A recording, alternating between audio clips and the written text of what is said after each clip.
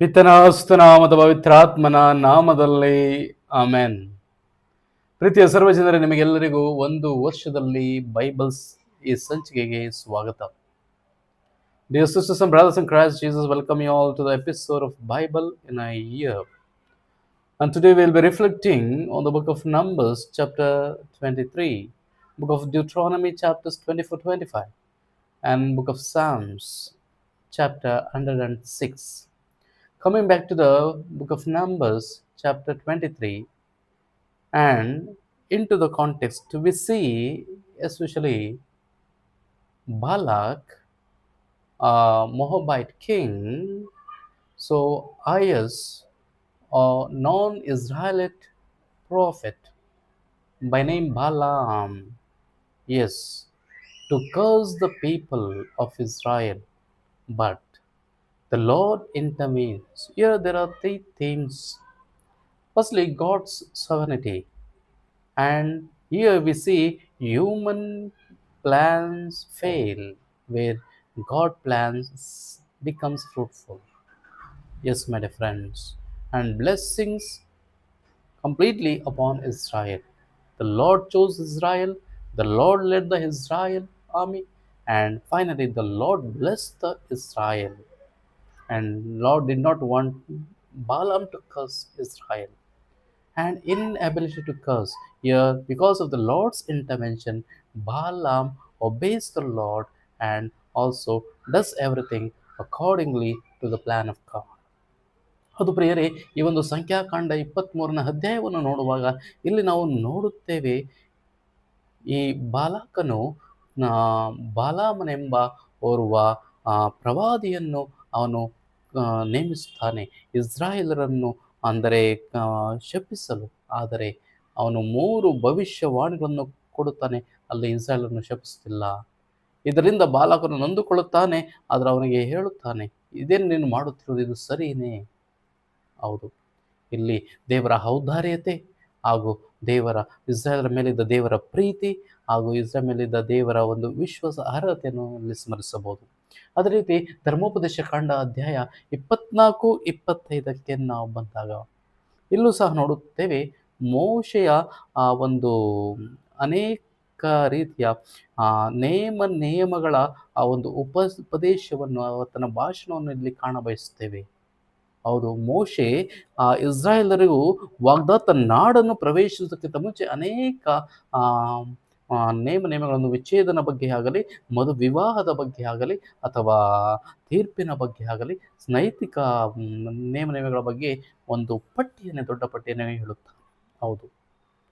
Yes, my dear friends, when we see or look into the context of Deuteronomy 24-25, we see especially a series of speeches done by Moses to the people of Israel before they enter into the promised land. We see laws on justice and compassion, laws on family and marriage, and we see also the fairness and also punishment to the people. There was fair treatment from the Lord who obeyed the laws. Yes, and no woman could marry, especially 2 men. Yes, and especially if a husband dies, and she can marry the husband's brother. Yes, but only with the permission. And coming to book of Psalms 106, and this is a historical psalm recounting Israel's failures and God's deliverance, especially God's faithfulness to the Israel. There are 3 key themes: Israel's rebellion on the first hand, secondly God's faithfulness, and call to repentance.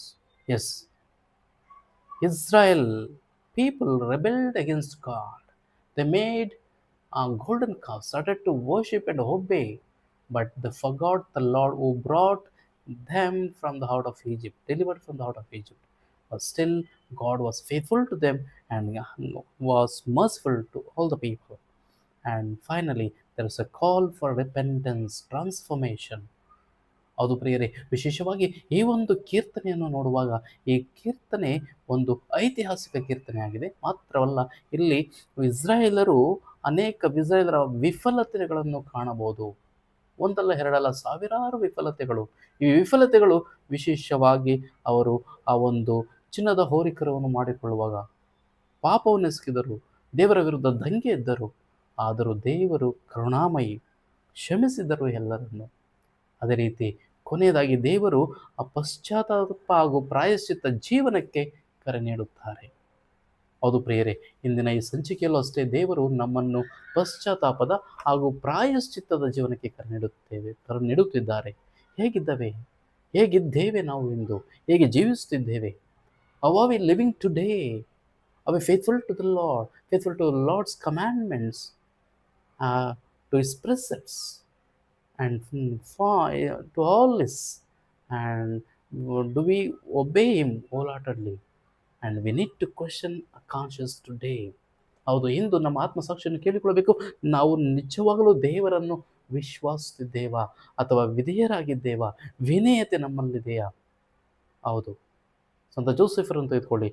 ವಿಧೇಯ, ವಿನಯ, ಸಜ್ಜನ, ಸರಳ, ಹೌದು, ಪರಿಶುದ್ಧ ಹಾಗೂ ವಿಶೇಷವಾಗಿ ತನ್ನನ್ನೇ ಪರಿಶ್ರಮ ಜೀವಿಯಾಗಿ ದೇವರಿಗೆ ಅರ್ಪಿಸಿಕೊಂಡಂಥ ಪ್ರಾಮಾಣಿಕ ಜೀವಿ.